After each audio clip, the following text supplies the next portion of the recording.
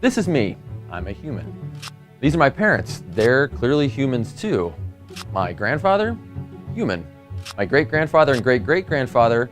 Humans without a doubt. But my grandfather 185 million generations removed?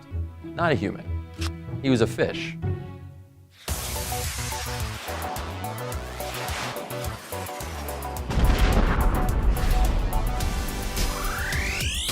So imagine you could take a picture of every ancestor down the line and put them in a big stack. Every father's fathers, fathers, fathers, fathers, fathers, fathers, fathers, fathers, fathers, fathers, fathers, father. And well, that would be a very big stack, with me at the top and my fishy forefather all the way down at the bottom. Maybe we should lay this stack down on its side. That would be a little safer. As we journey back in this stack, let's pull out a few snapshots from history. 1,000 generations back, we're just a few inches in, and well, we find a human. 10,000 generations ago, just 2 steps further, and well, still human, but not like we'd recognize.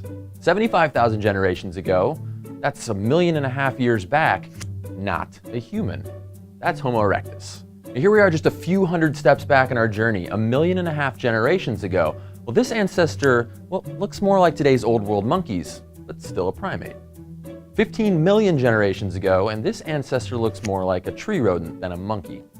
Let's jump all the way back to my 120 millionth great-grandparent. This is 12 kilometers back down the line. This is a decidedly non-human, non-primate, shrew-like mammal, but he's kind of cute.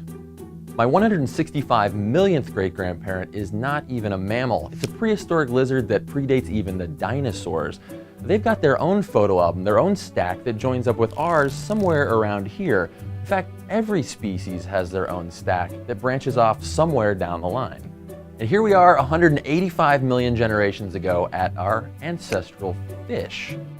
You see the resemblance? So where along the stack was the first human? There wasn't one. Photo number 4,632, human. Photo number 79,221, well, that's Homo erectus. There's no single point where one became the other. Every photo that we pull from the stack looks pretty much like the photo on either side. Every generation is the same species as its parents and the same species as its children. Homo erectus had Homo erectus parents and Homo erectus kids. Our fishy ancestor, well, fishy fathers and fishy children. You can never pinpoint the exact moment that a species came to be because it never did. It's just like how you used to be a baby and now you're older, but there was no single day when you went to bed young and woke up old, although sometimes it feels that way.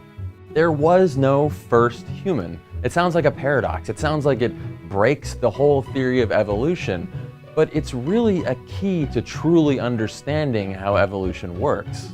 Evolution happens like a movie, with frames moving by both quickly and gradually, and we often can't see the change while it's occurring.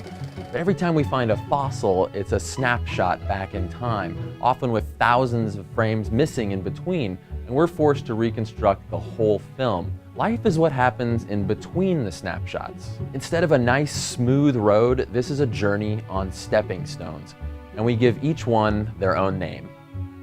Stay curious. This journey was inspired by Richard Dawkins' book, The Magic of Reality, and there's a link down in the description. So why on earth would anyone want to run one of those for fun? How are our bodies even able to? Well, I decided to find out, so I ran one. And in the process, I discovered a lot about what I'm made of, in more ways than one.